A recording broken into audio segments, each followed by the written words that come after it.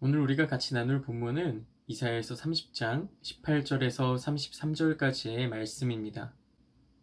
오늘 본문은 어제의 말씀과 어제의 묵상과 정반대의 말씀으로 시작합니다. 어제의 말씀은 하나님을 의지하지 않고 하나님께 구하지 않고 하나님의 말씀을 듣지 않고 다른 것을, 다른 나라를 의지하는 이스라엘 백성에 대해서 남은 자가 아주 적게 산마루의 기치와 같이 남는다고 이야기하고 있습니다. 그러나 오늘 본문의 시작은 그 말씀과 정반대로 그러나라고 시작을 합니다. 하나님께서는 그러나 여전히 기다리고 계신다고 말씀하십니다. 18절에서 21절까지의 말씀은 하나님께서 우리를 어떻게 돌보시는지 묘사하고 있습니다.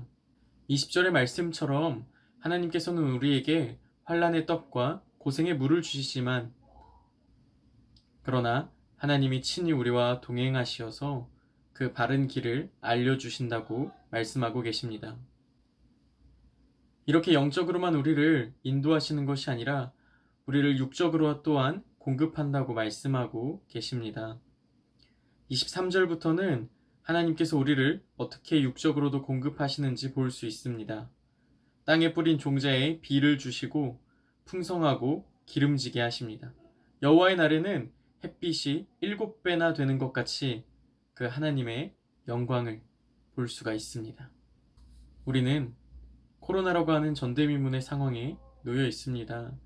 그 누구도 경험해보지 못했고 그 누구도 겪어보지 못한 상황 속에서 무엇이 바른 길이고 무엇이 옳은 길인지 하나씩 찾아가고 있습니다. 코로나로 인해서 수많은 것들이 변하고 있습니다. 변해가는 것들 중에서 우리는 어떤 것을 선택해야 하는 기로에 놓여 있습니다. 하지만 우리가 가장 먼저 해야 될 것은 변하지 않는 하나님을 먼저 의지하는 것일 겁니다. 이스라엘 백성은 하나님을 의지하지 않고 애굽을 의지했습니다. 애굽을 의지함으로써 아수르를 이길 수 있을 것이라고 생각했습니다.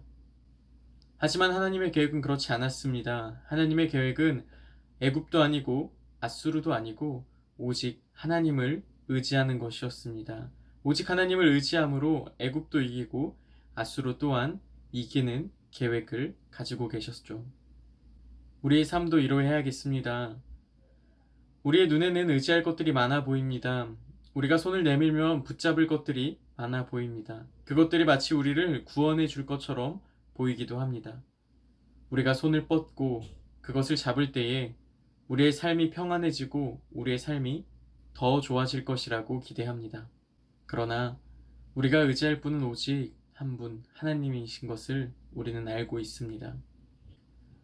여호와 하나님께서는 여전히 정의로우시며 여전히 우리를 기다리고 계십니다. 20절과 21절의 말씀처럼 여전히 우리를 단련시키기 위해서, 여전히 우리를 여호와께 돌아오게 하기 위해서 우리에게 환난의 떡과 고생의 물을 주시지만 21절의 말씀처럼 우리가 어디로 가야 할지, 무엇이 바른 길인지, 무엇이 옳은 길인지 우리의 옆에서, 우리의 뒤에서, 우리의 귓가에 속삭여 주시는 분 또한 우리 하나님이십니다. 우리는 정말 혼란스러운 시대를 살아가고 있습니다. 하루하루 살아가면서 무엇이 옳고 무엇이 그른지 잘 모르고 우리의 눈을 가리고 우리의 귀를 가리는 것들이 너무나 많습니다.